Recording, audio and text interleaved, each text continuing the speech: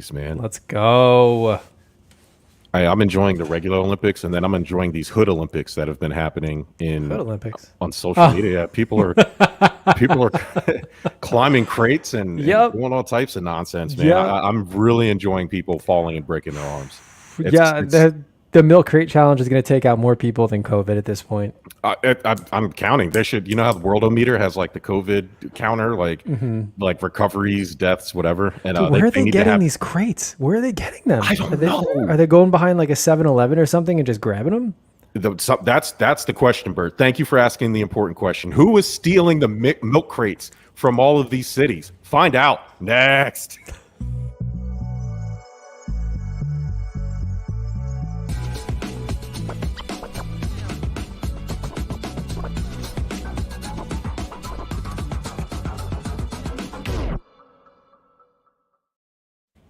Sports. What's up, everybody? Welcome to Stuff About Sports, presented by the Give Us a Shot Network. I'm Germ. That's Bert. What's up, man? What's up? I'm glad to be back. I know we took a little hiatus last week, but it's great to be back, man. We have a good amount to run through, but it's fantasy football season. Hey, and it's football season, right? But we know a lot of you out there, and those that entered the bragging rights fantasy football league. We had our draft on Sunday. 16 teams. Not happy with my draft, but I'm never happy with my draft, and that's just story of my life at this point. Oh yeah, Bert. I'm really disappointed in my draft, and it's funny because I have this weird thing about drafting early. We've talked about this on previous drafts. Me and you have been a part of. I don't like it, and of course we drafted early in this league, and of course I drafted a player who is now going to be out seemingly for the season. And that was like the least of my problems. My season was over just based on my draft. I have Ryan Fitzpatrick on my roster, sir. I don't know. You're going to say Tim Tebow. Listen, that's another thing. Rest in peace to Tim Tebow and his dreams in the NFL. All you miserable freaks out there who wish the demise of Tim Tebow, all of you guys can go to hell. And when you get there, please say hello to Art Briles for us, because that's so messed up, bro. It's messed up. That's all I'm saying. I wasn't rooting against him. I was just a realist in saying it's not going to happen. It's not. It's okay in understanding that you have peaked somewhere and now you can go focus on something else. Great from a commentating standpoint for college football. That's what he should stick to now. You had a great college football career. You had an NFL career. We can say that. You had one. He won a playoff game. Yeah, you tried to make the baseball work. It didn't. But guess what? Wherever you go, you sell more jerseys than any other player. The Mets sold more Tebow jerseys than I don't even know. And all that money, they've just reaped it in. And then they announced he's going to the Jags just to be invited to camp. And his jerseys jump up to top 10 sales. Yeah. Unbelievable. He didn't even make the team yet. Now, everybody that bought them, I hope you're happy. I hope you're happy with that purchase. Bert, it's not about the purchase. It's not about the jersey. It's about the journey, okay? You're stuck on the wrong J. It's not the jersey. It's the journey, sir, okay? Tim Tebow has allowed himself to be one of us. He goes out there, he does the right thing, he does all the charities, and he gets this unbelievable amount of hate for doing the thing that all of us would do in his position. It's not his fault he's getting all these opportunities. Be as perfect. You know what? You want to be like Tim Tebow. You want to hate on Tim Tebow. You know what you can do? You can be as perfect as he is. That's what you can do. I will try. I will absolutely try. And we'll all fail miserably. So you know what we should do up until then? We should shut the fuck up and let Tim Tebow do his thing. Jerm, it'll take years of repenting in order to be as good as Tim Tebow, both from a faith standpoint as well as just a general human being standpoint. But look, hats off to him for all he does for charity. I think that is very admirable. But he's getting opportunities and he's not completing them. And I think it's time to hang it up. Just stop trying. That's all I'm asking. Just stop trying. I was talking to somebody offline on one of our the Stuff About Sports Instagram. Shout out to all the followers out there. But Tim Tebow would make, whenever he feels like it, he would make an excellent head coach. And I think he should start that journey back at Florida. I would love to see Tim Tebow coach at Florida. I don't know if he'd be a good NFL coach, but I think I just think how he is suits better for college coaching. Imagine the recruitment. Mm-hmm. There's plenty of parents who grew up watching Tim Tebow at Florida and Denver and the New York Jets, play quarterback throughout the league, the Eagles. and who are going to have kids who are going to go to college in a couple years. And imagine having Tim Tebow, a guy who, meant so much to the world, walk into that room.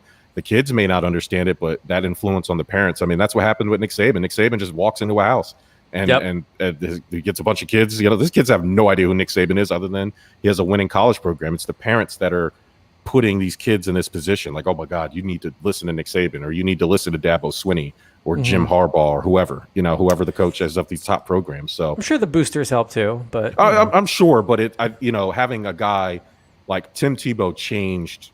He's arguably a top 3 college player ever. You know what I mean? That's like, Vince Young, Tim Tebow, Desmond Mason, not Desmond Mason, he's a basketball player. Desmond Howard, I'm sorry. Whoever. There's not many before you get to Tim Tebow's name. That's all I'm saying. Yep, hey, you might have a point there. Travis Etienne, you piece of shit. You fucking break your foot. You're out for the season. I drafted you, buddy. I wasted a 8th round pick on you. He's out for the season on a broken foot? Yeah, you need surgery, and they said it's probably going to be out all season. But you know who's not going to be out all season, who they thought was going to be out all season, Bert? Who's that? Listen, the new red rifle, all right? The gingerbread man, Carson Wentz. He's coming back week 1, he said. He's ready. What? That's what he said. That's what he said. That's what he said, or is that what the team doctor said? He was out there running today. He said he will be ready week 1. The team said, cool. I don't think the team kind of has I don't think the team has a choice because, I mean, go ahead. Tell me who the backup quarterback of the Indianapolis Colts is, Bert. I have no idea. I can't at this point. And we went over the depth charts 2 or 3 weeks ago, too. I have no idea. But that's incredible. That's wild to me because they came out and said, what has he done? At least 6 weeks, maybe 8 weeks. They gave a 5 to 12 week thing because they weren't sure. But he practiced for the second straight day today, and he said yesterday that he would start week 1, and now today they ramped up the practice. He said it was a lot of fun. He's good to get back out there. The same, boring quarterback speak that he's supposed to say. Yeah. But I mean, for a team that was the only team willing to give him a shot, of course they're going to let him kind of, not forgive the pun, but quarterback this thing.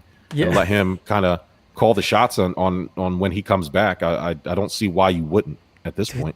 This is insane. So he had surgery, right? Yeah. What? I obviously need to read up on this more because this is insane to come back this quickly. What are they doing? What's going on? Is it ginger power? It has to be. Well, they have no souls, Bert. So you know where they get those souls? They get them from the people who are participating in the Hood Olympics. The ones who are dying falling off these milk crates. There's a crime. There's crime. I would love to hear the police blotter reports. We need to figure out where are these milk crates coming from, because once you said that blew my mind. I said, whoa, you're right. Because I don't know about you, Bert. I don't come across many milk crates in my travels. No. In my experience in the business of vending, I'm pretty sure those milk crates go back to the vendors after their delivery. So where are they coming from?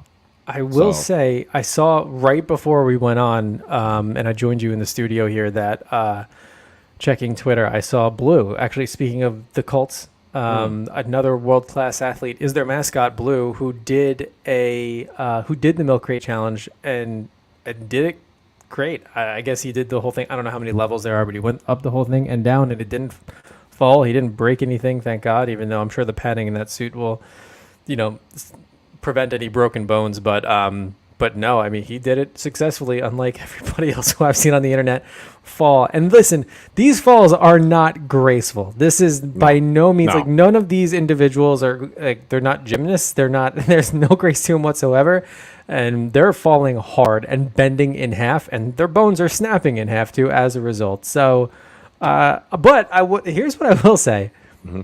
I will watch if someone promotes like some sort of weird X Games or like Hood Olympics or something. I'll watch this all day. Listen, if there's just the Ocho, if they just want to do this where they just keep stacking, almost like pole vault, you just keep putting that bar higher and higher until obviously you make it. I say let's do it, right? Man, and so the Indianapolis Colts mascot, James Schneider, Miss James Schneider, the sports marketing business god out there, doing a lot of good work out there. So shout out to her. She had sent me the video because we were just making fun of people doing this, and here goes Blue. Now I will throw a little bit of shade out here because that's what I do. He cheated a little bit. Now, at first, I was going to say they He super did glued at the top. He kind of skipped over or stepped quickly over that one. Stepped quickly over it, and then I said, as he was walking over them, I was like, they absolutely super glued these columns of crates together. But So then, I was wondering that too. I was like, they had to, because you see, he's got those big ass clown shoes on too. so that's how he cheated. He has these big shoes that are dispersing his weight burden. He's not really doing. These people are out here in Chuck Taylor's doing it. Do it in Chuck Taylor's blue, and then I'll be impressed. I'm not impressed. Anybody could do it with pizza boxes for shoes. I mean, I don't know. That suit's got to weigh something too. There's got to be a balance. Like, I mean, I don't know, man. I wonder who's in that. You have to be physically fit to be in that, man. That's a job, dude. Do you know how much? Do you know how much Blue makes? James, she told me how much this guy makes. No, how much? Just take a guess. Over 6 figures, bro. $200,000, bro. Yeah. What? $200,000 to be Blue, the Indianapolis Colts mascot. Now I don't know if I'm betraying any confidence or any trust here, and I might have just ended our relationship. But I mean, once she told me that, I said, "Listen, I'm hating now because I need to move to Indianapolis, or I need to go to a mascot gig. Go be a mascot gig, man. What the fuck are you going to college for?" knowledge. Jeez, I was like, college. How much? I would love to know. Well, remember they had released how much ball boys and water boys and water girls and ball girls make in sports, and they make like 80 grand. So I can imagine a mascot making 6 figures. I mean, they don't disclose him directly, but they say mascots can go upwards of $100,000 or higher, depending on which ones they are. I feel like some Blue, up to Blue. $600 per hour. Listen, I feel like Blue is a legacy mascot with Indianapolis Colts. I feel like he would get anything over 100,000. Well, I mean, it makes sense, right? You got to think they're not just at the football games; they're at the charity events. They're cheering kids up at hospitals. They're out there. People are having them come to different birthday parties and shit like that. So maybe that's the bootleg version of Blue, but nevertheless, a very important job to have. And the added bonus is you get internet famous for doing a milk crate challenge. Oh my God, yeah. It's and then you get the benefit of what most celebrities don't get. He gets to go to the grocery store every day without people knowing who he is. You know what I'm saying? Like anonymity. The anonymity of being a mascot has to be fantastic. I think of Gritty, the Flyers mascot, who is out here actively fighting children, who gets to go and laugh. He probably works at that kid's school. He's probably a teacher on the side, and he laughs because every day he gets to think, "I punched you in the chest, you little fuck," and I'm really happy about it. And I would love that. I would love to be a mascot who like does things. The Philly fanatic humps people's girlfriends at the Phillies games, and he just gets to go about his day, doing typical whatever he Philly does. fashion, yeah. Yeah, typical Philly. It's now that you said that, I'm sure teachers are going to start putting their applications to be professional mascots in the off season. Yeah, well, OnlyFans is shutting down, so they're gonna have to do something. These teachers they're gonna have to. These teachers, I mean, hey, schools, stop shutting down these schools because of COVID. These teachers are going to OnlyFans. They're getting fired now. Like, I mean, it ain't their fault. Next thing you know, can't catch a break. Can't catch a break. I mean, let them show some ass, man. There ain't nothing wrong with that. Hey, look, if there are people willing to pay, let them have it. Hey, listen, I'm with you. We had this discussion about baseball and steroids. Hey, if you just legalize steroids, they're changing the rules now. There's 7-inning. How do you feel about the 7-inning doubleheaders? Do you like that? I do like them. The only thing I don't like is that if a pitcher pitches a no-hitter, they don't call it an actual no-hitter because it was only 7 innings, which I think is that's BS. bullshit. Yeah. That's but bullshit. other than that, I'm for it. Just like I was for the extra innings rule with the guy on second. You need to speed up that game, and I honestly think that was brilliant, and it did more offense, and more offense in baseball is honestly better for the sport. And we've talked about that. We'd rather watch people hit bombs out than, a 0-0 game. And people have argued that a pitching duel is great. And I'll agree with you. It's exciting, but not as exciting as watching somebody hit 420 dead center. So 100%. Yeah. Well, since we're on baseball, NYPD is back. We're out in New York. NYPD. You guys woke up the city, okay? The city that never sleeps. And somehow they were sleeping on the Yankees. And sleeping on the Yankees. Yo, they locked the Yankees out of the house and made them sleep under the porch, dude. Like and me included. I got to be honest with you. I had some dark times as a fan, and just general frustration and wondering, what's going on with management, and standing behind Boone and Cashman and great, and I get it, but here we are going up to the trade deadline. Me wondering when we're going to make some moves for consistent pitching, knowing that the run support will eventually be there, but we need obviously better starters than just our ace.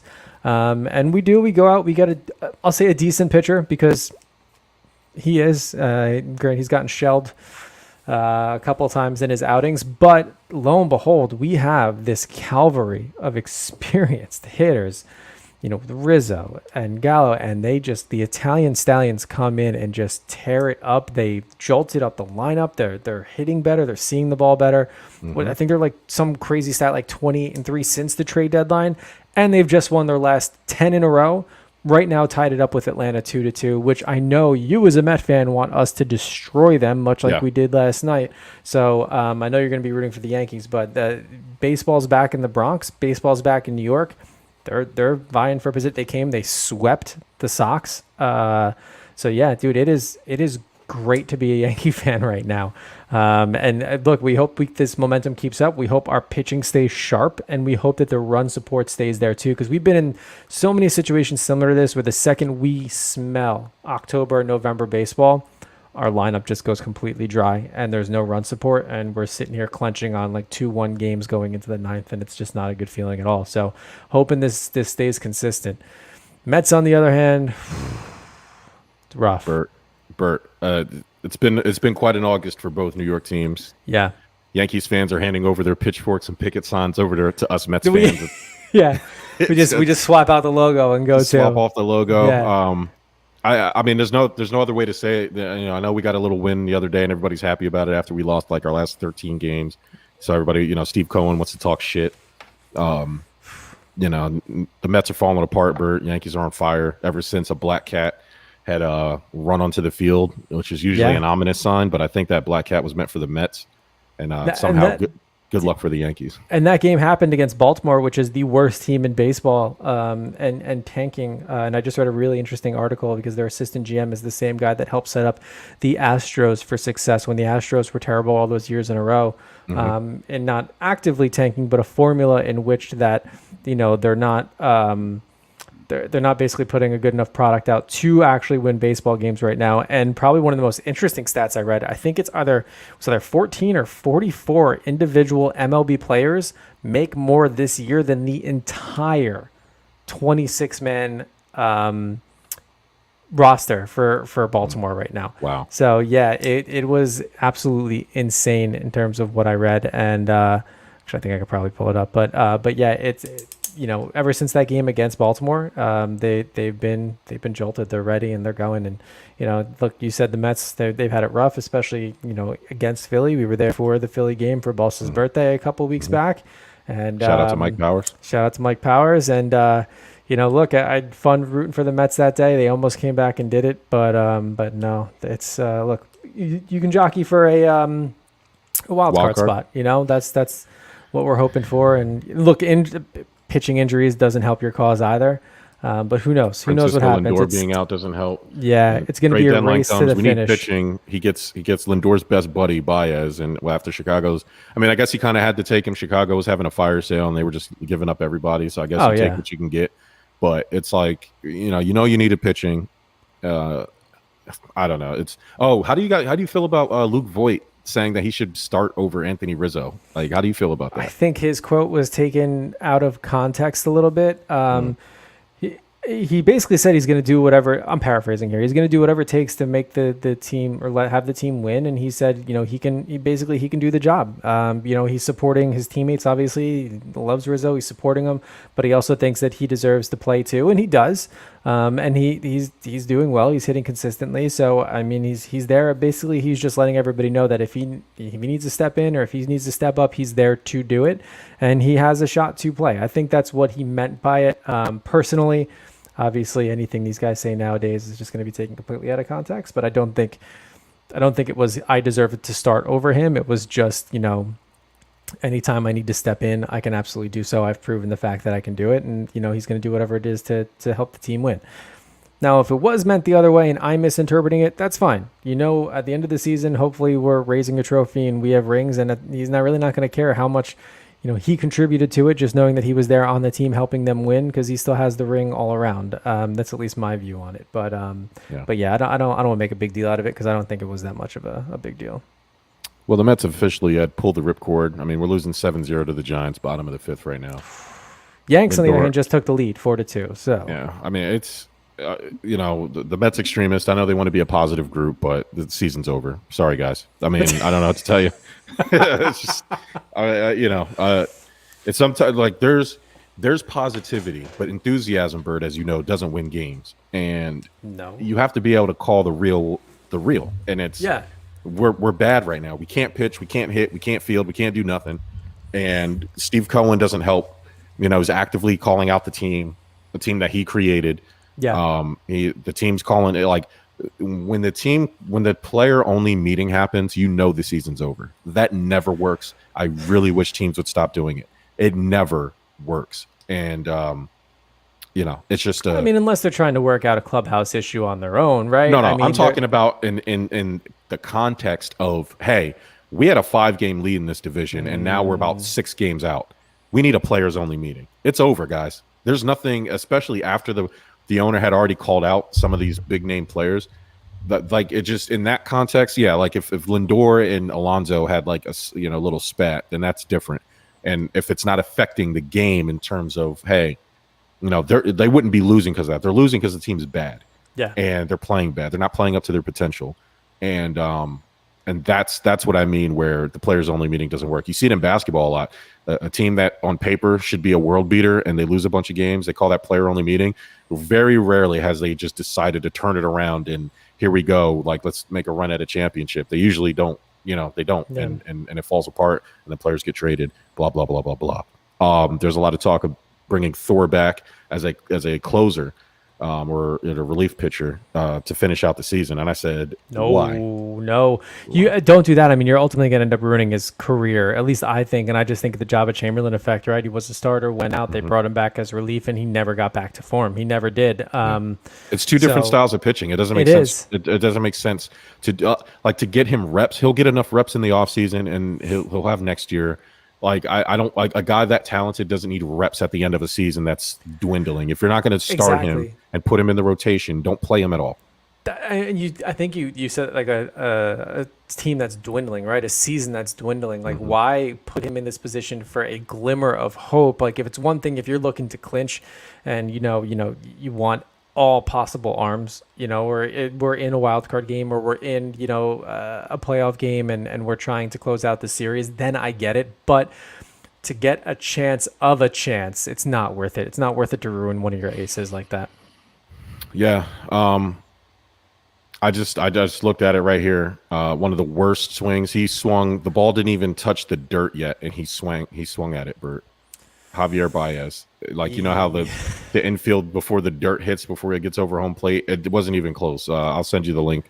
Yeah. I'm going to go ahead and save this. You know what the Mets need to do is they need to look deep into their farm system for someone that may have grew up in Queens who can play shortstop for them, much like the Yankees did. Oh, Lord. With Andrew Velasquez. Oh, my God. What a story. This kid. Yeah. It is. Yeah. Grew up in the Bronx, living in his childhood home right now, playing shortstop for the Yankees and producing. It's just nothing's better than that. What's this young gentleman's name? His name is Andrew Velasquez. All right, well, fuck Andrew Velasquez, man. I don't care about. Yeah, I mean, you just care love about to Andrew see Velasquez. You do. You grew up a Yankee fan. Grew up a couple miles cool. from the stadium. That's cool. I'm just. They'll make a movie out of it. They will. I'm sure one has already been made. They'll just change the names. They'll just change the names around. Like, and I mean, that's cool. That's a childhood dream. That's a childhood dream. You sit in your driveway, you shoot baskets, and you create yourself on the video games, and you fantasize when you're playing sports, little leagues, and things like that. So, shout out to him. That's cool, man. I didn't mean that. I'm just a bitter Mets fan right now. It's all good. All right, Bert. Let's talk a little NFL. Let's Got some go. Here. All right.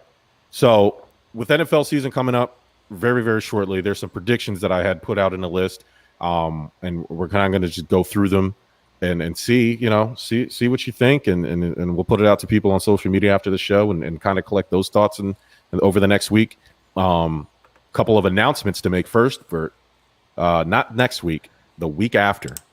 Ty will be on Stuff About Sports to pay his bucket of death punishment. He will take a giant bite out of an onion, and it will be gross.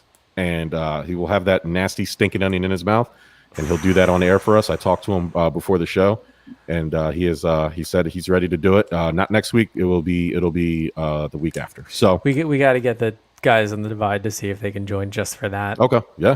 Just pop in. Just just pop in. To happen, yeah. We'll make it a thing. We'll make it a big show. The Bucket of Death will return with us, and this year, because so many of you have been asking, there's no real way to have you guys do it with us during season. This is kind of something for us, but however, the playoff Bucket of Death will be the Bucket of Doom. Sorry, I'm sorry. It feels like death. Ty's eating an onion. I'm scared that he's gonna die. The Bucket of Doom, I'm sorry, will only be the listeners. None of the shop boys will be in the playoff version of the Bucket of Doom, Death, Doom, whatever it is. Bucket of Doom, you got it. Bucket of Doom, I got it. And yeah, it'll be all just for you, man, because you guys really, it was the first year we did it, and I was very shocked at how many people actually wanted to be a part of it. So this year for the playoffs, it will be, and we'll have 14. There'll be the extra playoff team, Bert. So there'll be 14 of you. Whoever wants to do it, just send us a message. We'll keep your names on a tally. We'll have Brandon DeWitt, last year's winner. He'll automatically be in. So there'll be 13 people who will participate, and we'll send you some cool prizes to the winner. Actually, they got a sweet prize pack with Bluetooth headphones or speakers and stuff. He got Bluetooth headphones. Network he had merch, an Amazon thing. He got some network merch, and it was a pretty good deal. Of course, I don't know, man. 26 minutes in, I'm sorry. Happy birthday to Ty. Speaking of which, I wanted to give him his own segment. Ty celebrating his birthday today. I talked to him a little bit earlier. He's doing really good. Like I said, he'll join us in 2 weeks. He does a lot for this network. He kind of keeps the lights on and helps us do all that stuff. And he has graciously allowed me and Mike and Bert and Corey to kind of take the reins over this network thing and kind of handle it. And he just kind of sits back and lets us do our thing. So shout out to him. Shout out. Happy birthday, Ty. Love you, brother. And I can't wait to see you eat this onion. Happy birthday. Yeah. Fuck your we'll birthday. put a candle in and everything, you know? Oh my gosh, yes. Oh my God. That's going to be fantastic. So yeah, shout out to him, and shout out to everybody who listens and loves the Bucket of Doom. It will be back for us. And then, like I said, in come playoff time, it'll be all on you. Whoever wants to sign up, you can participate in the Bucket of Doom. All right, Bert, let's get to these predictions. All right, first up, Derrick Henry, King Henry. This year, will he run for 2,000 yards, more than 2,000 yards? Nope. Ooh. No, he will not.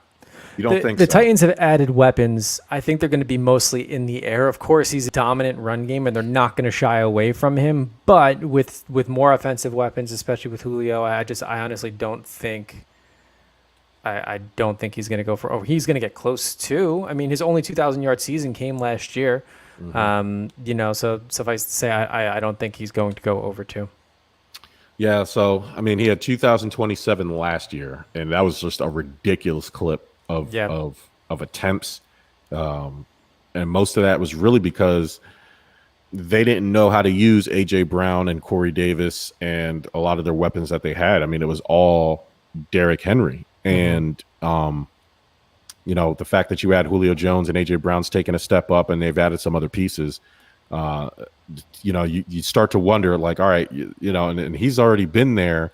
Let's see, since 2016, so he's already been there 6 or 5 years. This will be his 6th year, and you already know, Bert, the running back lifespan isn't that long. Now he is a freak of nature, and he may be an exception. He looks like an outlier by all accounts, but me, I like to go on history, and history tells me that 2,000 yards again will be very, very difficult. Not many have done back-to-back 2,000 yards. Not to say that he couldn't do it, because I think he could. I just, like you said, with Julio Jones being there and Ryan Tannehill taking a step up, that might be it. I meant to ask you earlier about Ryan Tannehill. Who do you think is going to be the next Ryan Tannehill, a guy that everybody wrote off, goes to a new team, and all of a sudden Ryan Tannehill, statistically the best quarterback in the league last year? Who has the best chance of doing it? Because everybody thought it would be Cam. Mostly everybody, not your Yeah, boy. I mean, well, yeah, because you go to a coach like Bill Belichick and you just expect everything to work out. Unfortunately, Cam Newton is Cam Newton, and he showed very much so that he's not invincible, and how he lasted as long as he did in Carolina. Everybody's still scratching their heads.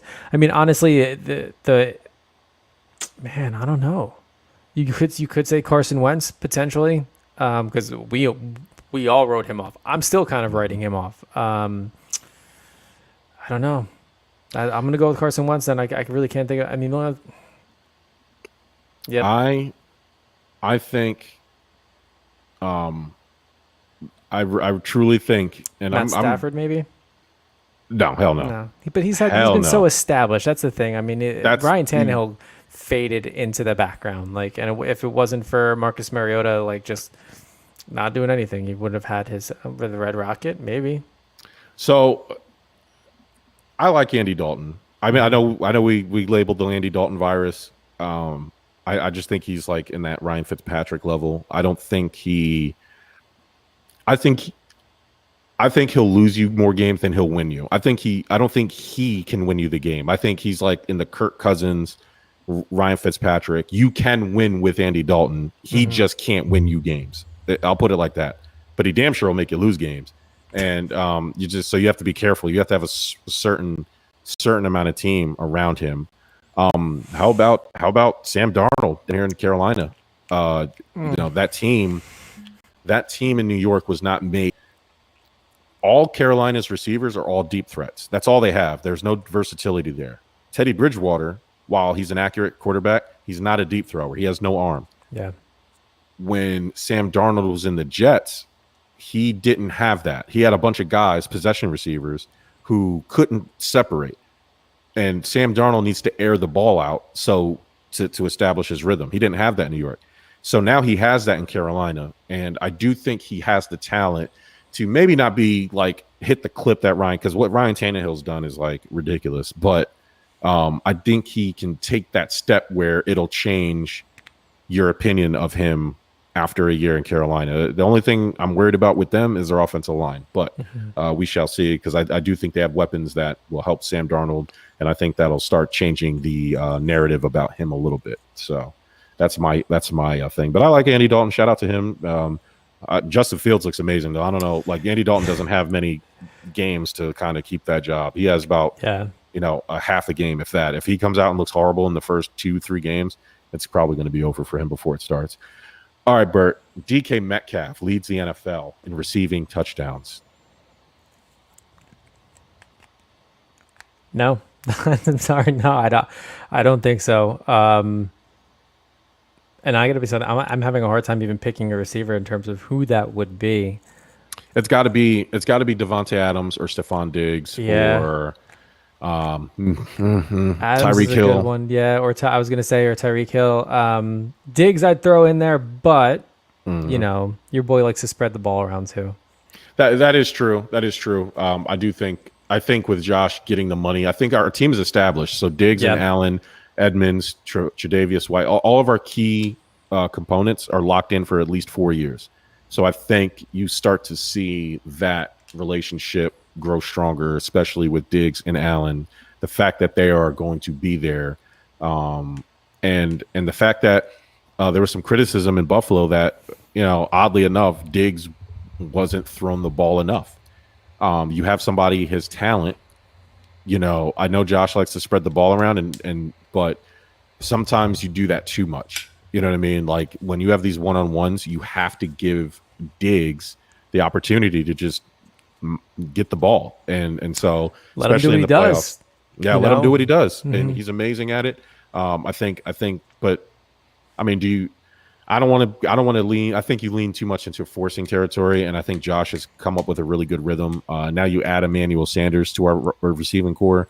I think you're right. Maybe Diggs is probably, but Devontae Adams, absolutely. If anybody's going to beat DK Metcalf, it's probably going to be Devontae Adams from Green Bay. Yeah, especially with Aaron Rodgers on a warpath this year to prove something. Man, if you read some of the stuff that's coming out of Green Bay, it's like they're saying it's like a rejuvenation. There's like a new sense of something, and that actually, I'll skip all the way down, Bert, to this one. the Packers will win the NFC and reach the Super Bowl. Yeah. I think that's a possibility. I do. A very strong possibility. Despite I love my Giants, but I got to be honest with you that the way the Giants are built right now, going up against Green Bay, on paper it looks like it would be Green Bay, but anything can happen. But like you said, with everything coming out of Green Bay right now, with Aaron Rodgers, I mean, the way he finished the season, and obviously coming back and going through all like that, the bad blood shit with the front office and the coach. I just think he's on a mission, man, and that's one dude who, if he's on a mission, shit's gonna get done. So I guess that means the answer is no to the next prediction, and that's the Buccaneers will win the Super Bowl, because you're saying, yeah. Yep. So I think we're heading to a Packers-Bucks NFC title game, and I do think I see the Bucks win another Super Bowl. They'll face my Bills this year, of course. That's just my prediction. That's not on the list, but I'm just throwing that out there. But it's just, you look at it's too much, bro. It's too much. Like, I have to see Tom Brady take a significant step back, and he just hasn't done it. I'm done. I'm done. Counting him out. I'm done saying Tom Brady's going to hit a wall. He's going to hit a wall. He's an outlier, bro. Like, there's no prediction. There's no nothing. It will happen eventually, but I'm not going to be. I've been saying it's so it for the tough last to 4 years. reaching in anything, to be honest with you. Especially that's why football. that's why I'm saying no. I mean, and regardless of the talent that they have, they still all have to stay healthy. They all have to, COVID could play a factor too. It's just, there's too much going on. I have a hard time believing a team's going to repeat. And look at the Chiefs. They tried to do last year and they got stopped by, the old man himself. But no, I honestly, if there was a rematch this year between Green Bay and Tampa Bay, I think Green Bay would take it. All right, Bert. Patrick Mahomes will throw for over 50 touchdowns. No way. 50 touchdown passes. No. Even with the extra game, huh? No, I mean, last year he had 38 last year, but he missed some games. Now he missed some games. Yeah, but even, the year before, 26, and then it wasn't until 2018 where it was 50. Now this is throwing, right? I mean, obviously he's mobile. He can run some into. Man, it's so tough to get to 50. And granted, we have the extra game, but I mean, what is that? I mean, he was at 38 last year. I mean, he's going to make up 12 touchdowns to get it to the 50. So no, I think, he's going to come damn close, but no. Yeah, I think I'm with you there. I don't see 50, especially if they start winning games and you get into the running, especially with that extra game. Yeah. A lot of the resting of players is going to happen, especially in that extra. That's why there's a lot of criticism of adding, but people should get used to that, because they're going to take away another preseason game and add that 18th game. That's going to happen here pretty soon. So, 50 is, maybe if there was 18 games, the 50 probably be attainable for him. But 50 is a lot. So Tom Brady threw 40 last year. Aaron Rodgers threw 48. Yeah, so I don't know if there was a quarterback that threw 50 last year. No, nobody threw 50 last year. Aaron Rodgers led the league with 50 touchdown passes. Russell Wilson had 40. Tom Brady had 40. And Patrick Mahomes had 38. And my boy Josh Allen had 37. And those were the top 5 touchdown passing guys from last year. So, 50 is a big number. With the extra game, we'll see. But the Chiefs just have so much. We'll see. Their running game will probably evolve, because I know that they wanted to lean on that a little bit more. And I think with the extra game, a lot of teams are going to go into rest mode and be a little bit more conservative, especially when it comes to the passing game, because that's where everybody seems to get hurt. So with the longer season, the name of the game is going to be rest and prevent injuries. And look, in a playoff format where it's sudden death all the time, it's what they're going to do. Honestly, they're going to make sure that they put themselves in the best position to be in a good playoff spot, and then after that, they're going to want to make sure that they maintain and none of their players are injured or anything, so they can go the distance. All right, Bert, the Patriots will make the playoffs. No. Oh, yeah. There's no way. There's no way. Especially in their division alone. No. If your Bills, even the Dolphins right now, I think are going to finish ahead of the Pats too. The only real competition they'll have in seeing who's last is with the Jets. So, Sorry, it's not going to happen. And unfortunately, I honestly think, Belichick he's coming to a close. So he may go out like this. It seems like Mac Jones is probably going to win that starting job by default. Cam Newton can't, how do you misunderstand COVID rules? He's missing time away from the team because he violated COVID protocol and said there was a misunderstanding. I don't understand. Okay, Bert, I have a philosophy, okay? I don't believe in accidents, all right? Everything's preventable. No. You put yourself in you put yourself in positions, if you don't pay attention, then accidents, they call them accidents. But if you're always paying attention, you know what you're doing, and you're focused, accidents don't happen to people, okay? Things just don't magically happen around you if you're not paying attention and you're doing what you're supposed to do and you're following all the rules. Now, COVID protocol is not an interpretation. It's not a word of mouth thing. It's in black and white, Bert. They send them out to everybody. Yeah. Nice little letterhead, Roger Goodell's signature, stamped right on that bad boy. There's nothing to misunderstand.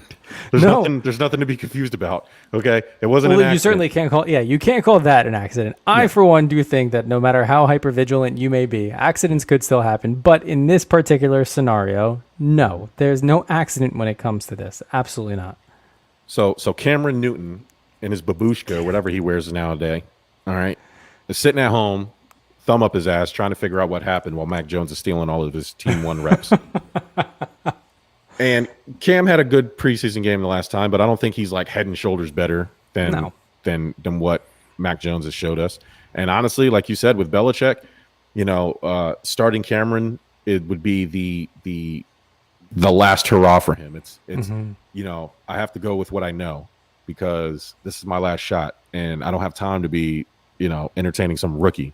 Now, Bill Belichick should probably entertain the rookie. Because if you had enough faith to draft him while having Cam Newton on your roster, you might as well just go ahead and play him. There's no rookie right now that's on a team that was drafted in the first round that should be sitting behind anybody. The only exception, I think, would probably be Jimmy Garoppolo, based on his injuries, and he's young enough to, and he was in a Super Bowl, so you kind of have to give him just a little bit more time. But Trey Lance looks awesome. So, I don't know how much of a leash he has. Justin Fields should be starting. Zach Wilson doesn't have any competition in New York. So, it's like these guys should be starting. And Mac Jones is no different. Cam Newton is a bum. All right. He's always been a bum. He's had one magical season. Good for him. It's called a fluke, ladies and gentlemen. You get one MVP season in the middle of a bunch of 7 and 9 seasons. You know what that is? You're not an MVP player. I hate this narrative. Oh, well, he returned to his MVP form. What, back in 2015? Time doesn't work backwards, folks. I don't know if you've ever been to school or know how just reality works, but time doesn't move backwards. It moves forward. And Cam Newton, time is up. So, next one. Trevor Lawrence will win Offensive Rookie of the Year. Nope. I said no, too. And the only reason I said no is because his team, especially now that Travis Etienne is out, he's gonna have to throw more. And I just simply think that you have these skill players that will help their teams more. Primarily Najee Harris and primarily Kyle Pitts, the tight end from the tight end in Atlanta, and my guy, Javonte Williams down in Denver, the running back in Denver. I think he's going to change the game for them. Seriously. I think Denver's going to be a lot better than people are giving them credit for. But Trevor Lawrence has a tall hill to climb. And he does. He's in a tougher position, too, from an evaluation standpoint to win an Offensive Rookie of the Year like that. It goes two ways. One, he has an outstanding rookie season, and it's his. And two, he has a mediocre season, but it's going to go to one of the skill players that just showed it a little bit better is what it comes down to, Yeah, I just the skill players, especially on better teams, like they're going to show more because they're going to those teams will actually be winning. Yeah. Jamar Chase, we have in the comments. Mike, man, I hope so for Joe Burrow's sake, but I have not been impressed with Jamar Chase. He's dropped a lot of balls. I think there was one preseason game in the series. He dropped like 3 wide open passes in a row. And Yeah, hopefully it's just like first time jitters. He is a rookie, so I guess you kind of have to give him that space. But I have not been impressed with Jamar Chase. I don't think the Bengals are impressed with him either. But he would be somebody. He would be somebody to watch out of. I don't know. I'm trying to think of any other receivers that went in the first round or any rookie receiver. Devonta Smith, duh. I was just about to say Devonta Smith, the one that got away from the Giants and unfortunately went to the Eagles. That's right, I think that's right. he could make a difference too. I was just looking up real quick because I haven't really watched Jamar Chase a lot in preseason, so I wanted to grab his stats real quick, and he might be in some trouble coming up. Yeah, 100. That's what I'm saying. And like I said, and selfishly, I drafted Joe Burrow in our bragging rights league, so I'm very invested in what's going on in Cincinnati, and Jamar Chase not living up to the bill is very, very concerning for me and my poorly drafted fantasy team. So, on top of that, he one website that just came up a couple of hours ago that his pregnant girlfriend claims that he hit her. All right, well, see you next year, Cincinnati, Joe Burrow. We don't know if it's true, and it's coming from a website that, it could be credible, but it's, certainly top of the choice, top of the search. But hey, we'll see. We'll see how that plays out. Man, you got to go to the interwebs on the Twitterverse and figure the answer to that. I don't see anything. As far as it is, it's just. It's an allegation. There's nothing like official. Oh yeah, no, there's nothing. It was just that she came out and said it. But nevertheless, but look, if you're looking at his game now, it's not looking great. But yeah, for sure. Yeah. Yeah. And if it's not true, hopefully it's not true. Hopefully. Hey, don't put yourself. And we've said it before. You know who that doesn't happen to? People who put themselves in that position. People just don't. I'd never put myself in a position where that could even be made up about me. Mm-hmm. But if people are running with it, there has to be something there where people are kind of like, oh, well, something might have happened in the past, and now people are running away with it. And if it did happen, oh, fuck this guy then. Oh, yep, like Sean, there you go, buddy. Yep. And we'll see. We like to wait for information around here, and I think we'll get something a little bit better than Ask Jeeves. To give us the news, but we'll see. If it becomes something, we'll sit here and talk about it, just like we talked about everybody else, and hopefully it's not true and it's just some bullshit. All right, Bert, my favorite one. We got like two more here. Actually, I'm going to save mine for last. Mm-hmm. TJ Watt wins Defensive Player of the Year. No way. Aaron Donald all day. Yeah. Aaron Donald's going to win that. Nothing thing. against TJ Watt. He's still great, but I no. Yeah. Mm-mm. All right, Bert. Here's another one. Them Cleveland Browns. Oh yeah. Will win the AFC North. I think I picked them. You picked them. That's why. Yeah. Yeah. I'm absolutely yes. Their close competition would be obviously Baltimore, but no, I believe in Baker Mayfield so much that I drafted him in Sunday's draft. It's one of the only happy picks I made, aside from Derrick Henry. So yeah. Yeah. I haven't looked at my fantasy team since I drafted them. Smart. Only because I know, I already know how bad it is. I felt it as I was drafting. I was like, this is awful. This is just, and then God, when you don't get that feeling of excitement and you're like, this is terrible. Like even after like round 3, you're like, I hate my team already. It's just not going to be a good season. Look at this defensive line, or look at this line. John Johnson III, Jadeveon Clowney, Anthony Walker, Troy Hill, and Malik Jackson. That's a beast. That's a beast defensive line. And then you have OBJ coming back. You still have Jarvis Landry. You still have Kareem Hunt. You have Nick Chubb. And then, Baker Mayfield doesn't have to do anything. They drafted that linebacker, Jeremiah Osu-Kamara, the guy I wanted the Bills to take, and they passed on him. But the Browns, I looked at, after we did that prediction show, I looked at the Browns roster and I was like, I feel like I'm missing something. And I was like, oh shit, OBJ's coming back. Now they did play better when he went out. I was going to say, arguably they played better without him, but we'll see if still OBJ. He's still a receiver. Yeah. We'll see. Honestly, if he comes back and with the talent they have, if they are not doing well, then we know who the cancer is, and that's certainly OBJ. But who knows, man? He may come back with a vengeance, know his assignment, and just stick to it, and they may be a force to be reckoned with in the AFC. Baker Mayfield, when he was drafted by the Browns, Bert, they were 1-34 in their last 35 games, right? Yeah. In his first 3 seasons with them, they have winning seasons. Yeah. And he's had 4 different head coaches in that time span. So people who are hating on Baker Mayfield need to go away. Right? I was one of them hate on him about for a while, and then look, last year, obviously he turned it around, and you can tell there was improvement all around, but they were still losing the games. And when we had a show with Adam from What Offseason podcast, and we went through some great line of questioning, and you said, "Is it time to give up on Baker Mayfield?" And I said, no, we need to give him one more year. And I think this is going to be the telling year. He's got the team around him set. Now let's see what you do with it. And I feel confident that we'll be pleasantly surprised. At least I'm hoping for. I'm actually rooting for him. I want him to do well, and I want to see him be successful, especially in that division too. Yeah, Ravens are obviously the biggest threat to them, but they didn't. Sammy Watkins and Rashad Bateman they drafted. They need a number 1 receiver. So and Sammy Watkins, he's a former Bill. And time doesn't work backwards. I don't know what he can offer you as a number 1. I don't think that's enough. They need somebody for real. And so we'll see. We'll see what happens with them. All right, Bert. Last one. Your favorite. Of course, you snuck this one in. Josh Allen will win NFL MVP.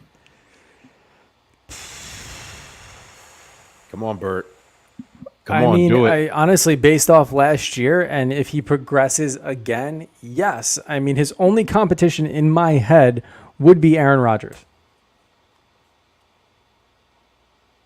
And I don't know if Germ left because he's really happy I said that, or if he's not. Not really sure. But nevertheless, to make Germ happy, absolutely. You good? I went to go do some research, and I closed out of our screen. My bad. Okay. I was like, I'm pretty sure I said yes, and you just left. I don't know. I was like, oh, Bert agreed with me. No, got to leave. No.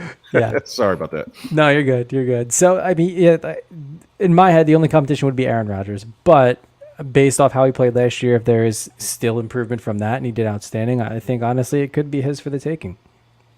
Now, Bert, I'm going to argue the reason why I say yes, and it's not just because I'm a Bills fan, is that Josh Allen probably should have won it last year, by all accounts. Nobody was expecting Josh Allen to do what he did, and the reason Patrick Mahomes got it, even though he missed games, and that's probably the reason why I wouldn't give it to Patrick Mahomes, because he missed some games. Their team weren't like their record says they were dominating, but they won a bunch of 1-point games. You know what I mean? Like they through the skin of their teeth. So it's not really that impressive. Josh Allen, the games that they were winning. They were winning these games, and it was all because of Josh Allen. Patrick Mahomes has the best tight end of all time. Patrick Mahomes has the best receiver in the league. Patrick Mahomes has a world beater defense. There's so much stuff that he has that, and everybody says, oh, Josh Allen is only good because Stephon Diggs is there. First off, Josh Allen has doubled his production from his rookie year to his sophomore year when Stephon Diggs wasn't there. Josh Allen was already heading up. So the divide says wouldn't be stuff about sports. Yeah, I'm always leaving. I don't know what's going on. It's either shoddy internet, like that one time that storm blew through and you were just out. And I was sitting here like Garth in Wayne's World, not because you have look, for the folks at home, 9 times out of 10, Germ has run of show. Yeah. So I mean, I go off of him and his reactions and how he pivots in terms of, I obviously know the rundown, but no, he has run of show. So when it's just me, deer in headlights half the time, and then I filibuster until Germ comes back into the room. So yeah, thank you for bringing that up. This is great. One time I forgot to plug my laptop in and it died. And I was scrambling, and thank God my computer jumped right back on, because now look, I have a nice computer. I don't have one of these broke boy computers that takes 10 minutes to start up. Once mine's is powered up, it's pretty quick. If Corey vanishes, we got a problem. Absolutely, yeah. That'd be. Yeah. I mean, that's on some manifest shit, man. I would be like oh my God, jeez. What's going on? Yeah, you sit in Corey's seat in the studio. He's got show notes from the past 2 years, and he's got them all stacked up. So, if anything does happen to him, we can just revert back to older shows at this point. We're gonna talk about how I definitely when I'll be in studio. Hey, for those who don't know, September 10th, Mets Happy Hour. I'll be in studio. We'll probably try to do some other things in the 3 days I'll be in Jersey. And of course, we're going to go to the September 11th, 20th anniversary of September 11th Mets Yankees game. And that's going to be a blast. But I definitely wanted to do a 24-hour podcast. Like, I wanted to sit in the studio and just talk for 24 hours and just have random people show up and talk with us. Like a telethon. We may do that for charity, mind you. We may pick a charity and raise some money for it, and it's just going to be nothing but 24-hour talks, 24-hour sports talks. So we're going to have a think tank around that. We'll take turns. Yeah. There'll be a combination. Obviously we can't talk for 24 hours straight. So there'll be a combination of all of us or one of us and some of us. But that's something that I want to plan. We are going to do it. I'm obligating all of us to do it. We're all going to do it. It's just, it may not be, obviously in a couple weeks, but maybe in a couple months when there's no sports going on, there's nothing to do. We'll do something fun like that. Yeah. But yeah, Bert, I think I'm done with my list, bro.